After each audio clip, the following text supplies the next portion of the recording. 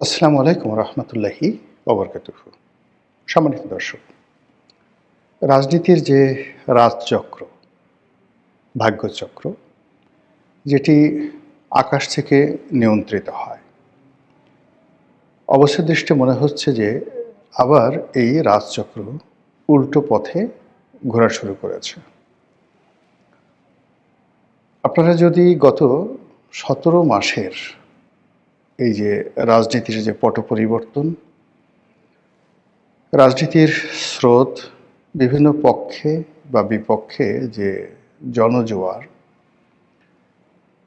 এগুলো যদি লক্ষ্য করেন আপনি দেখবেন যে বাংলাদেশের একটি ঘটনা, ইতিবাচক একটি ঘটনা, কোনো আবেগ, রাজনীতির জোয়ার বা সম্ভাবনা, এর কোনোটি কোনো ব্যক্তির বা কোনো দলের কর্ম দ্বারা সৃষ্টি হয়নি। অদ্ভুত অদ্ভুত সব ঘটনা ঘটল এবং একটা নতুন নতুন পরিস্থিতি তৈরি হলো। অবস্থা দৃষ্টে মনে হচ্ছে যে আসমান থেকে কেউ হয়তো কোনো কিছু নড়াচড়া করাচ্ছে এবং রাজনীতিতে বাংলাদেশের ময়দানে যা কিছু ঘটছে, এখানে ব্যক্তির চাইতে পারিবারিক বিষয় বা পারিবারিক বিষয়ের চেয়ে রাজনৈতিক বিষয় কিংবা অন্য কোনো যে দেশি বিদেশি চক্র, তাদের যে এখানে লীলা খেলা হচ্ছে, সেই লীলা খেলার চাইতে প্রাকৃতিক যে কারণগুলো সেগুলো বেশি ঘটছে। আপনি বুকে হাত দিয়ে একবার একটু চিন্তা করুন যে আওয়ামী লীগের পতন বা শেখ হাসিনার যে বাংলাদেশ থেকে দিল্লি গমন, এটা আপাত দৃষ্টিতে আমরা গণ অভ্যুত্থানকে মনে করি, কিন্তু যদি ৫ তারিখ দুপুর পর্যন্ত আপনি যারা রাজপথে ছিলেন তাদেরকে জিজ্ঞাসা করুন এবং আপনি যা দেখেছেন সেটির সঙ্গে মেলান, মনে হবে যেন স্বয়ং আল্লাহ রাব্বুল আলামিন ঘটনাটা ঘটিয়ে দিয়েছেন। এখন এই ঘটনা কি আলটিমেটলি জনতার পক্ষে যাবে, নাকি ঘুরে ফিরে আবার আওয়ামী লীগের পক্ষে যাবে, নাকি বিএনপির পক্ষে যাবে, নাকি যে ইসলামিক দলগুলো জামাতের নেতৃত্বে ঐক্যবদ্ধ হওয়ার চেষ্টা করে যাচ্ছে টিল নাও, আজকের দিন পর্যন্ত, সেখানে জামাতের মাধ্যমে একটি নতুন রাজনীতির ইতিহাস রচিত হবে, এটা আমরা বলতে পারছি না। কেন বলতে পারছি না? প্রায় প্রতিদিনই একটার পর একটা ঘটনা ঘটে যাচ্ছে এবং গতকালকের ঘটনার ফলে আজকে যে পরিবেশ এবং পরিস্থিতি তৈরি হচ্ছে, এটি মুহূর্তের মধ্যে উল্টে যাচ্ছে। যেমন ধরুন, আগস্ট মাসের ৫ তারিখে ডক্টর মোহাম্মদ ইউনূস তখনও দেশের বাইরে। তো উনার কপালে যে রাজটিকা আছে আমরা এটা জানতাম না। আবার উনি যাদেরকে মনোনয়ন দিয়েছেন, যাদেরকে উপদেষ্টা বানিয়েছেন, এ সকল মানুষদের কপালে যে রাজটিকা ছিল তা আমরা কেউ কল্পনাও করতে পারিনি।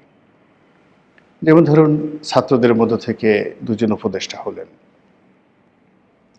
অন্যান্য যারা হলেন, ওনারা কেউ আগস্ট মাসের ৫ তারিখে কল্পনা করতে পারেননি যে শেখ হাসিনার পতন হবেন এবং তারা মন্ত্রী মিনিস্টার হবেন, কিন্তু ঘটনা ঘটে গেল। এবং টানা প্রায় ৪ থেকে ৫ মাস যাবৎ সব কিছু গ্রহ নক্ষত্র ডক্টর মোহাম্মদ ইউনূস এবং তার পারিষদবর্গের অধীনে রইল। এরপর সৌভাগ্যের যে চাকা, এটি জামাতের পক্ষে চলে গেল ২০২৫ সনের জানুয়ারি থেকে। স্কুল, কলেজ, মাদ্রাসা, পথ, ঘাট, মাঠ, শিক্ষালয় থেকে শুরু করে সব জায়গাতে শুধু জামাত এবং জামাত, এবং এটির দুটো অংশ। প্রথম অংশ হলো এনসিপি আর নেপথ্যে জামাত। এভাবে চলল প্রায় ৪ থেকে ৫ মাস। তারপর শুরু হলো একটা হযবরল অবস্থা। ২০২৫ সনের মে মাস থেকে একটা হযবরল অবস্থা। এই বিভিন্ন ইউটিউব থেকে নানা রকম গরু জবাই, জিয়াফত এগুলো চলতে থাকে। তারপর বিএনপি নানা রকম প্ল্যান করতে থাকে, প্রোগ্রাম করতে থাকে এবং আজকেই মনে হলো যে সরকারকে তারা ফেলে দেবে, এই এশরাক মানে নগর ভবন দখল করে, এই আরেক পার্টি এসে, মানে কি একটা বিতিস্থির অবস্থা। তো সেই অবস্থার মধ্যে যখন তারেক রহমান সাহেব এবং ডক্টর মোহাম্মদ ইউনূসের যে লন্ডন বৈঠক, সেটা হলো, এরপরে আরও এলোমেলো হয়ে গেল। এনসিপি একভাবে চলে, জামাত একভাবে চলে, বিএনপি একভাবে চলে, ডক্টর মোহাম্মদ ইউনূসের যমুনা একভাবে চলে, এমনকি সেনাবাহিনীর সঙ্গে ডক্টর ইউনূসের সম্পর্ক, জামাতের সম্পর্ক, তারপরে তারেক রহমান সাহেবের সম্পর্ক যে আসলে কেমন, এই জিনিসটি কিছুতেই আন্দাজ করা যাচ্ছিল না। ঠিক এইরকম যে একটি হযবরল অবস্থা, সেই অবস্থার মধ্যে ওসমান হাদী উনি নিহত হলেন। ওসমান হাদী নিহত হওয়ার পর সবাই বলে এই পুরো যে পরিবেশ পরিস্থিতি, মানে হত্যাকাণ্ডের পর যা কিছু ঘটেছে তার পুরোটাই জামাত এবং এনসিপির ফেভারে গিয়েছে। কিন্তু ওভার অ্যাক্টিং করতে গিয়ে তারা যে বিষয়গুলো তারা ফেভারে আনতে পারতো, সেই জিনিসগুলো তাদের জন্য বুমেরাং হয়ে গেছে।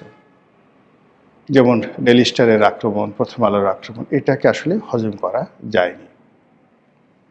তো এই অবস্থা যখন চলছে, ঠিক সেই সময়টাতে নাটকীয়ভাবে জনাব তারেক রহমান সাহেব ঘোষণা দিলেন তিনি বাংলাদেশে আসবেন। আর উনি 25 তারিখে আসার পর থেকে আজকের দিন পর্যন্ত, আমি এই ভিডিওটি করছি জানুয়ারি মাসের 7 তারিখে, তাহলে অলমোস্ট প্রায় 2 সপ্তাহ ধরে পুরো রাজনীতির যে ময়দান, এটি এখন বিএনপির দখলে।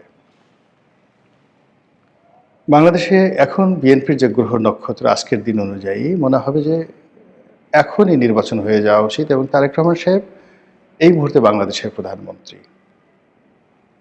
তিনি যেখানে যাচ্ছেন, সানাই বাজছে, নহবত বাজছে, তার কাছে যারা যাচ্ছেন তাদেরকে একজন প্রধানমন্ত্রীর সঙ্গে দেখা করতে যে রাষ্ট্রীয় প্রোটোকল রক্ষা করতে হয়, যে সিকিউরিটি পাস নিতে হয়, বা যে ধরনের যাকে বলা হয় সতর্কতা অবলম্বন করা হয়, যারাই সেখানে গেছেন, হাজার হাজার কোটি টাকার মালিক যমুনা গ্রুপের চেয়ারম্যান, সাবেক এমপি, সাবেক মন্ত্রী সালমা থেকে শুরু করে তার দলের যারা একেবারে আপনজন, তারা যারা সহযোগী রয়েছেন, সেটা ভিপি নুরুল হক নুরু বা অন্যান্য যারা, মাহমুদুর রহমান মান্না, যারা দেখা করেছেন, সবাইকে একই প্রক্রিয়ার মধ্যে দিয়ে যেতে হয়েছে। অ্যাজ ইট ইজ তারা একজন প্রধানমন্ত্রীর সঙ্গে দেখা করছে।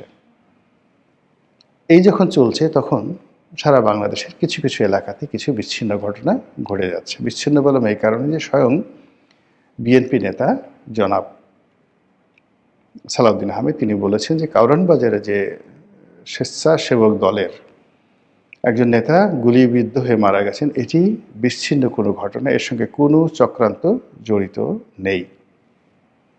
কিন্তু বিএনপি নেতারা এটা মানতে রাজি নন। অন্যদিকে জনাব ওসমান হাদীর যে হত্যাকাণ্ড, সেটিকে কেন্দ্র করে একটি চার্জশিট দেওয়া হয়েছে, এবং সেই চার্জশিটে যে সকল ব্যক্তিকে আসামি করা হয়েছে এবং যে কাহিনী, যে ঘটনা সেখানে বর্ণনা করা হয়েছে, এতে করে ওসমান হাদীর পরিবার আরও বেশি বিক্ষুব্ধ হয়ে পড়েছে, এবং তার যে সংগঠন ইনকলাব মঞ্চ, তারা কোনো অবস্থাতেই এই চার্জশিটের বয়ান মানতে পারছেন না।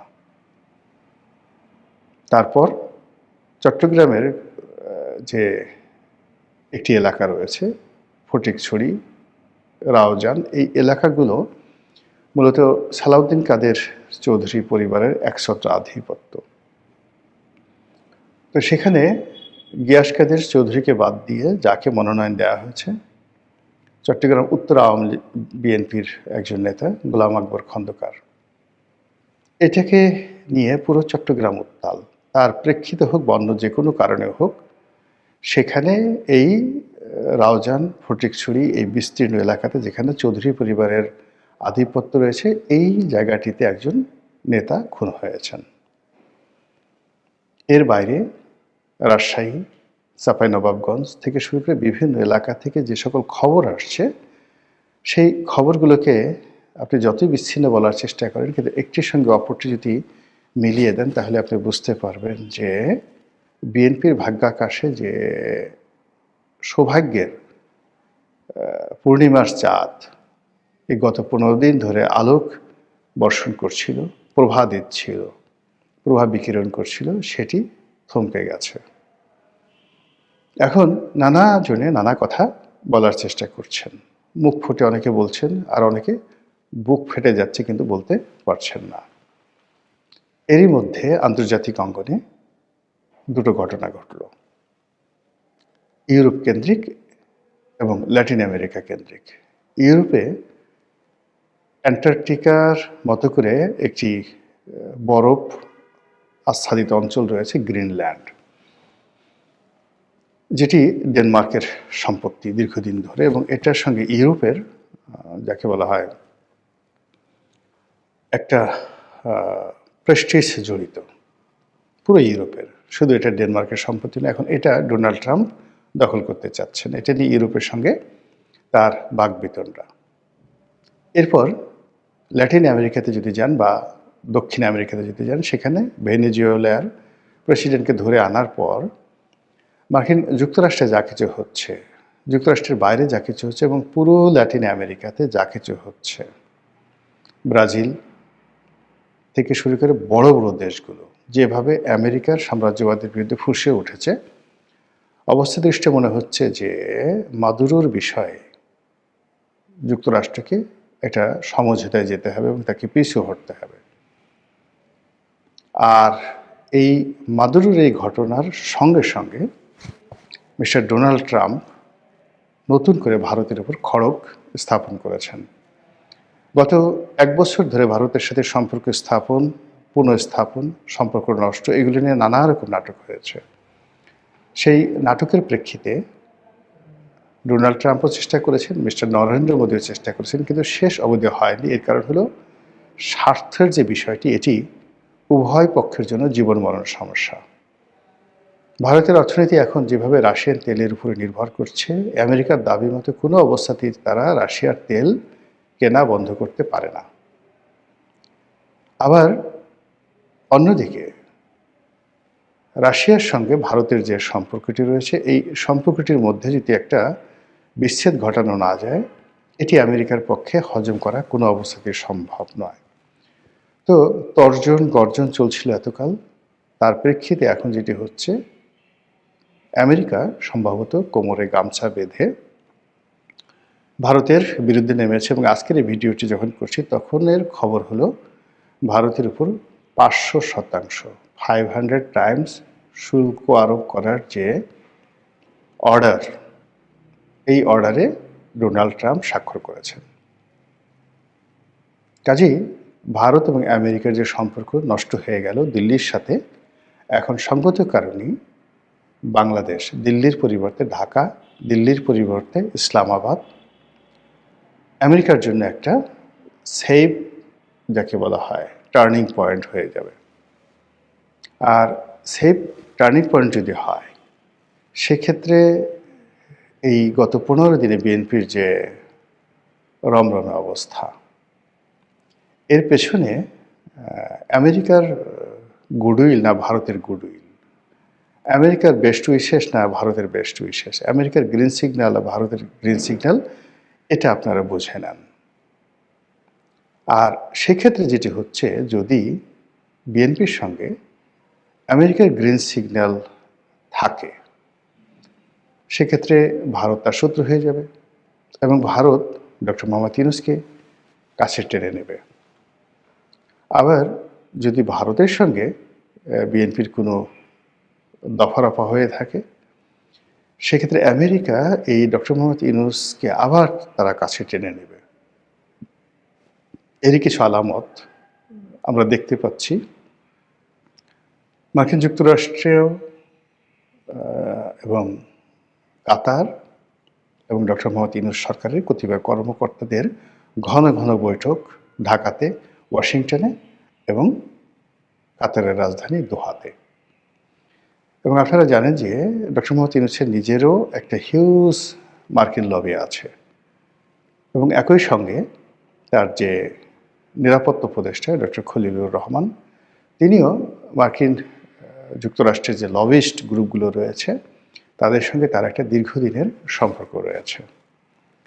তারই প্রেক্ষিতে এই যে গত 2 সপ্তাহ ধরে যা কিছু বাংলাদেশের ভিতরে হচ্ছে এবং বাইরে হচ্ছে, তাতে করে ডক্টর মোহাম্মদ ইউনূসের সেই 2024 সনের যে সৌভাগ্যের তারকা বা নক্ষত্র বা স্টার, সেই বৃহস্পতিটি যদি আবার এই 2026 সনের জানুয়ারি মাসে এসে তার কপালের উপর টিপ দিয়ে যায়, অন্য সবাই আশ্চর্য হলেও আমি আশ্চর্য হব না।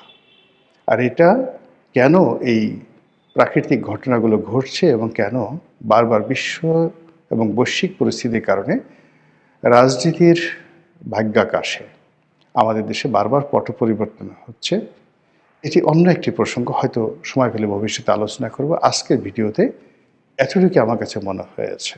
মহান আল্লাহ আমাদের সবাইকে হেদায়েত দান করুন এবং হেফাজত করুন। আসসালামু আলাইকুম ওয়া রাহমাতুল্লাহি ওয়া বারাকাতুহু।